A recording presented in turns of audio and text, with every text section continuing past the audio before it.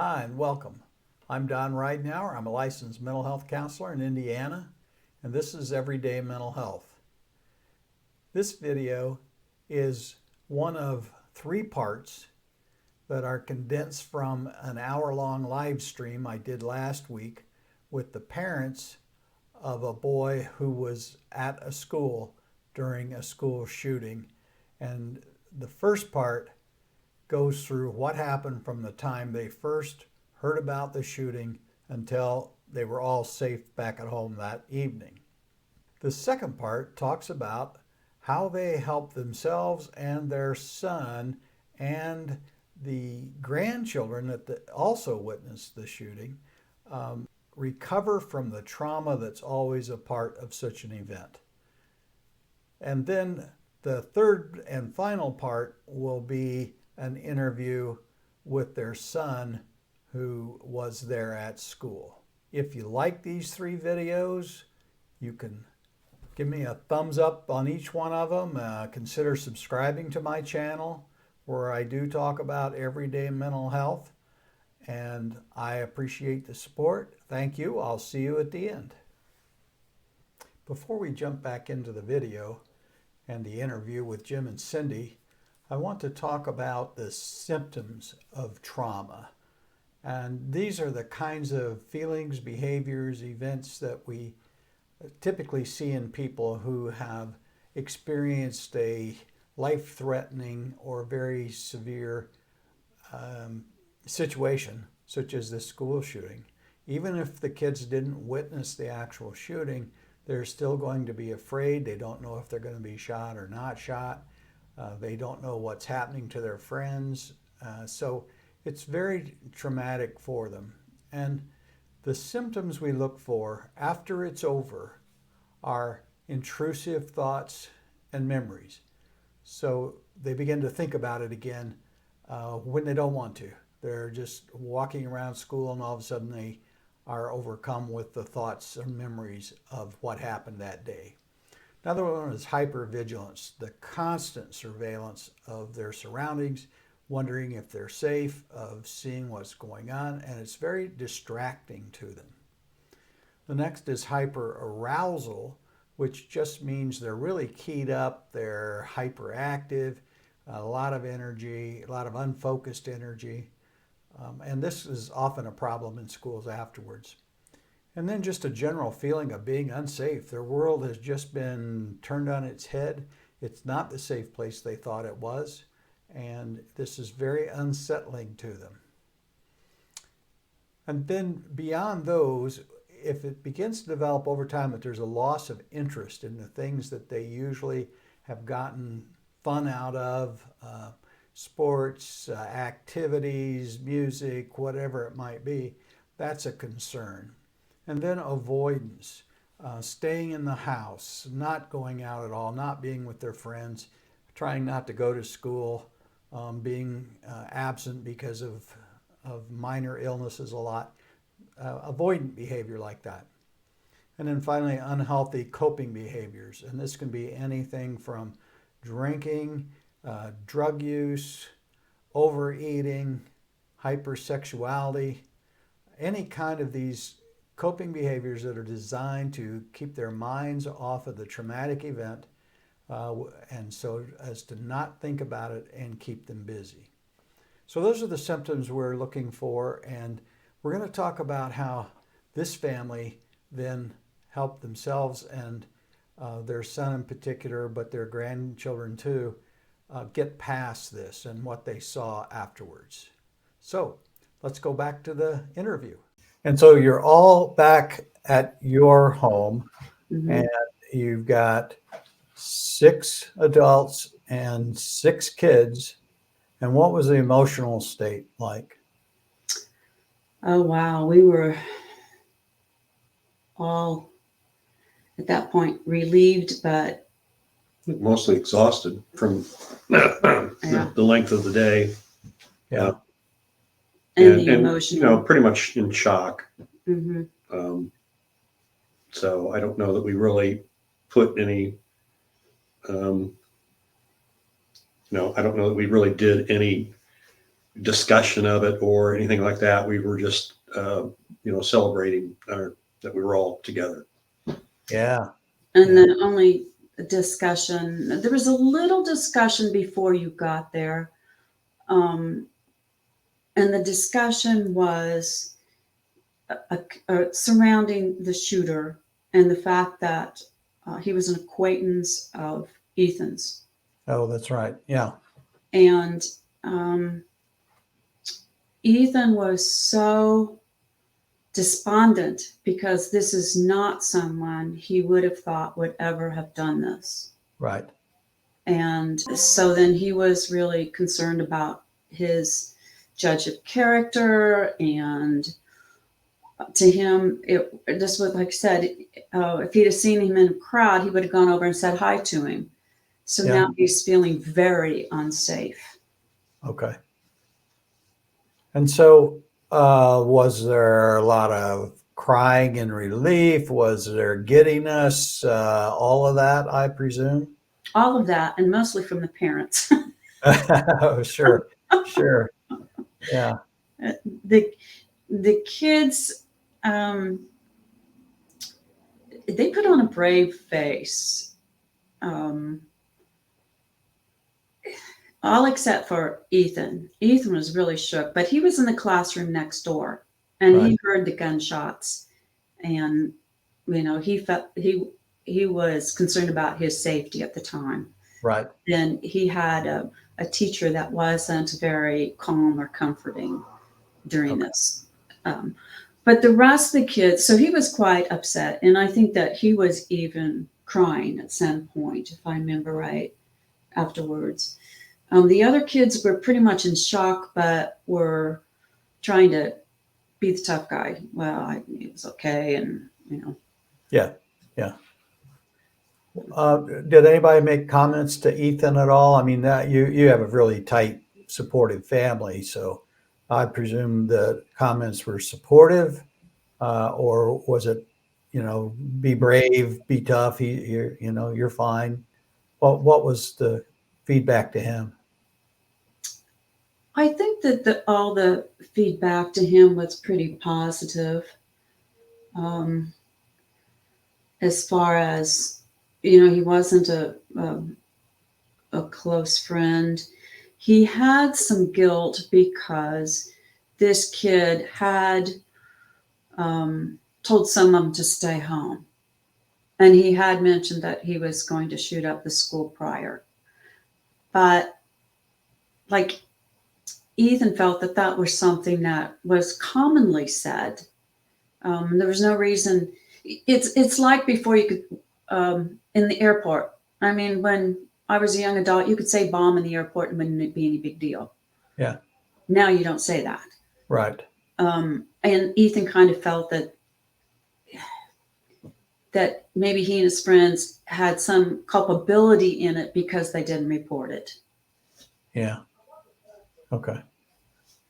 Yeah. So he was really going through it. Yeah. Okay. All right. And so what'd you do next? Well, after you came and talked and we talked very thoroughly, and I remember that each. Now you're going to have to remind me. This is how long ago now? Well, it had been 4 years. It'd be 4 years in May. Yeah. Okay. Yeah, 4 years. So if I remember, well, I don't remember. I don't remember if I saw you guys that night or if I saw you the next day. Yeah, I don't think that night. Yes. Was it that night? Yeah. Okay. I was thinking it was more like mid-morning into the afternoon kind of a thing. But, okay. So you came down that evening. Okay. And so and so you called me because you knew I would deal with trauma and Right. and knew about that sort of thing. And I came down there because you're my sister, my brother-in-law, and those are all kids I love and love you guys. And I wanted to be helpful if I could. And so what was your experience of us sitting there and then kind of processing what they saw, what they felt, what they heard, all those things? Wow. I was really surprised at how open all the kids were. And I like the environment that you said, that there wasn't anything inappropriate that the kids could say. And I think that that was very important to the kids, that they knew that they could say anything. Yeah. And you let them know verbally that they could, explaining on how their reaction to the shooting, that there was nothing that was inappropriate. If they cried, that was okay. If they screamed, that was okay. If they were so scared that they wet themselves, that was okay. Yeah. And if and that as parents, the rest of us, we needed to be quiet while they were talking. I remember you telling us that. Give the kids a chance. Yes, give kids a chance. Do not Yeah. try to correct them. Don't try to, just let them talk. So, and after that, I'm pretty sure just everybody kind of went home. And if you were there the next day, like he seems to think and you seem to think, then I have a complete blank as to what happened once we got home and got everybody hugged. Yeah. The first thing I remember is in dealing with it was you coming over and we all talking about it. Okay. I would presume that at that point you were really taking care of comfort and creature needs, getting everybody something to eat and drink and places to sit down, lie down, play games, about whatever people needed to decompress that evening. Yes, very, very much so. Did everybody stay there overnight? No, Home. No, they went to the respective homes. Okay, all right. So then we do the whole family session, and I have to say it was so great to have all 6 adults there and all of the kids there, and everybody took part, everybody shared. Mm-hmm. That was in my view, that's what I'm looking for when I do that kind of work, because it's really a bad sign if anybody hangs back and won't talk. Right. And James was pretty little then, if you remember right, because he would have been like 1.5 at that time. And you were very adamant to just let him do whatever and run around, but that it was important the rest of us were there, so no one should take him in the other room to keep him occupied or whatever. Right. And if I remember right, he just kind of played quietly, or not so quietly, but I don't remember any interruptions particularly. Right. Yeah. Right. From that point on, I think that we all were together quite a bit that weekend. It was Memorial Weekend. We just hang out together and as much as possible, and made sure that everybody was okay and was talking. That Good. was a big thing. Yeah, good. Okay. And then in the weeks following, did you see behavior changes in your boys or your grandkids? A little bit, yes. In all of us, there was a real sense of we're not as safe as what we thought we were. Yeah. It happened at other schools, and you look at that and oh, that's horrible, how sad. But a part of you always says it's not going to happen to me. Right. And so then the kids did feel as if they weren't safe. They weren't safe. Right. The school, again, did some really good things, is that they pretty much said, school's over for the year. There's not going to be finals. There's not going to be tests. there's not going to be worried about assignments. What you have is what you have. And if a teacher, if you're in the process of doing additional work to raise your grade, that teacher would work with that student individually. Okay. Pretty much school is over as we know it. They waited a few days, but then they got the kids back in school as quickly as possible. Clean their lockers out, get their stuff out of school. And to get some counseling also. They shortened the days, and the kids kind of met and they had some trauma counselors there at the school that they could talk to. They made sure that anybody who needed help got it. One of the things was there's a couple of real beloved teachers at West. And, excuse me, unbelievable that I have this motion 4 years later. It's not surprising. You've done really well. The emotion's fine. It's completely appropriate. It's tough stuff.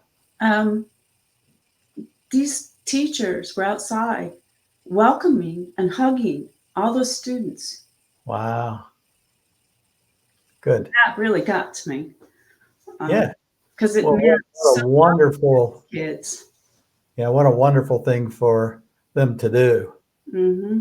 and to really welcome the kids back so that the kids had a sense of, we want you here, you're safe, it's wonderful to see you and that you're okay. Yeah. Yeah. Yeah. And Sure. they did have a lot, school had a lot of support for those kids that needed to talk. And they did talk to the kids individually, if needed, as classrooms, as a grade, as the entire school.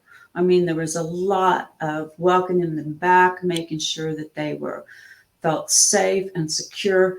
And part of that was because they did not want the kids to have the entire summer to fret over going back to school. I'm really glad that happened. I was a little bit concerned when you said school is over for the year. And if it was just goodbye, kids, and good luck, we'll see you next fall, that would have been terrible. Yes. So, Yes. good. No, they just meant that you're going to be back in the building, but we don't care about learning at this point. Yep. Yeah. Okay. And did any of the parents or any of the kids take advantage of the counseling at school? Yes. Ethan did. Was that helpful to him? Yes, it was. He had some immediate counseling at school. He continued some through that summer with that counselor. And then at some point, he switched only because that counselor said, I think he could use some follow-up and stuff, but the immediate trauma, he's kind of worked through that. Okay. Good. Mm-hmm. All right. And without getting too much into the privacy of people who aren't in this conversation, the other kids seem to be doing okay. I think maybe there were a couple of exceptions, but and they were just kind of withdrawn, if I remember right. Yes. Okay. Mm-hmm. Yes, there were a couple of them that we felt needed a little more help and support. Yeah. So we kind of provided that for them when they were around, and so did the other non-parent adults. Mm-hmm. Because sometimes it's better if it's not the parents. Sure. Yeah. Parents And you have an extended family with a lot of friends and a lot of support for you and your kids. And I'm sure that was a tremendous help. Okay. It very much was. Good. So yeah, we had a couple of kids that were very quiet and very withdrawn for a while. Yeah. Okay. How's everybody doing now? Everyone seems to be doing fine. Yeah. So How about you, Jim? Do you have any long term? Do you catch yourself saying, "I don't know if I'm going to let them go to that or not"? You know?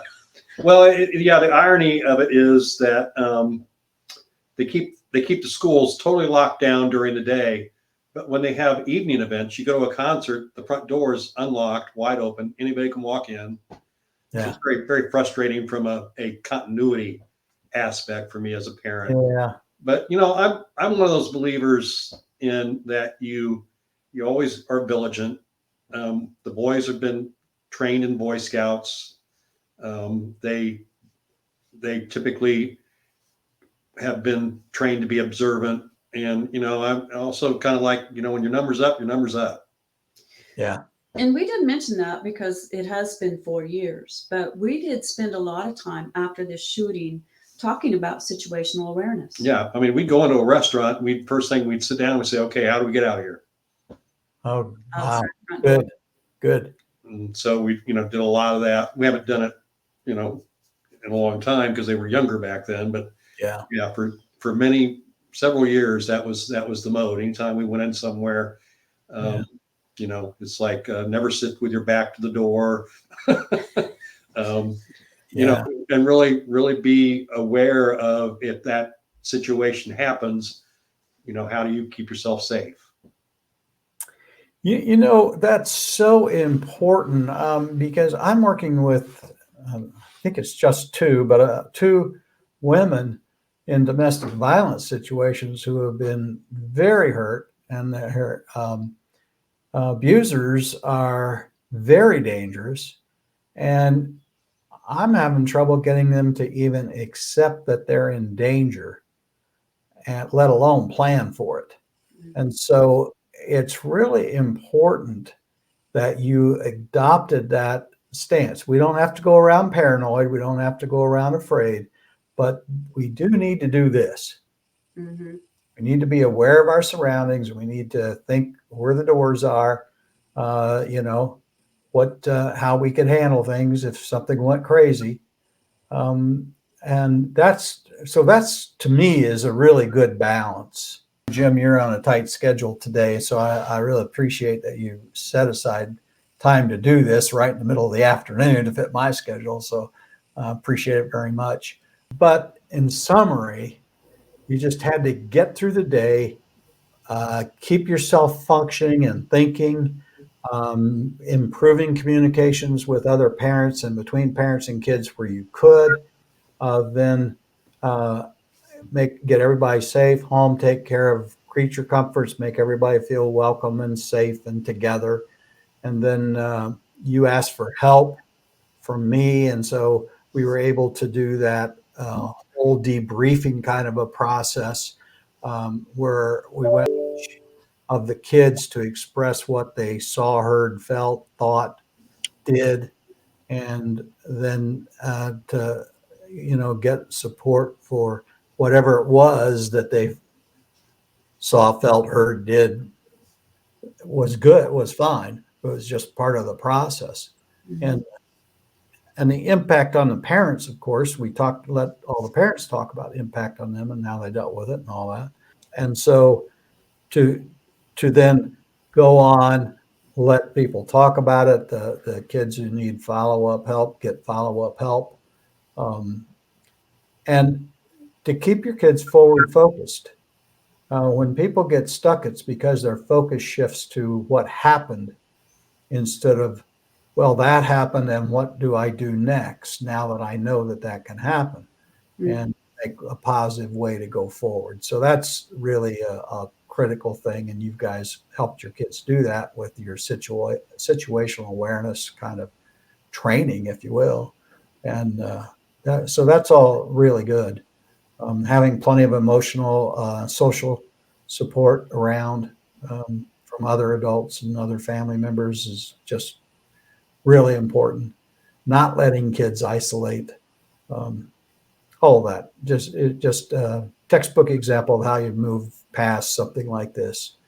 So I, as always, not only love you but respect you both very much for the way you handle your kids and the way you parent them. all that. And I know no parent feels perfect and no parent feels anything but some, pride and guilt both. And so, Just really tired. exactly. So anyway, I really appreciate you being willing to come on and talk about this. Any final things you want to say or think people should know? The only thing that I would want people to recognize and understand is that, yes, you are my brother, but in that situation, they should find someone that the Yeah. kids can talk to. Right. That Right. made the difference. Yeah, absolutely. And I've done other things like that. And so even if you hadn't been my sister, if you'd called me, I would have gone. So, so you never know. You think, well, it's after 5 and they're not there. Well, that's not always true. I mean, no, we don't typically deal with emergencies unless we're on a team and trained. But most of us are certainly willing to reach out and help people. So, And and when there is something like this that happens, there is a lot of people that step forward, like you say, as part of a team, or like that the schools put together counselors, and people really need to take advantage of it, even when they think they don't need to. They need to right. take advantage of it. Yeah, right. Very good. Well, again, I really appreciate the two of you being willing to do this, and I look forward to having the interview with Morrison and see what his perspective Yeah, he's looking forward to that too. Good, good. All right. Well, we'll end right here then. Thank you. Thank you. Thank you. Good seeing you. Good to see you. As always, if you've got value in this, please like the video and consider subscribing. I really appreciate the support, helping people learn what they can about everyday mental health. Thank you. Bye.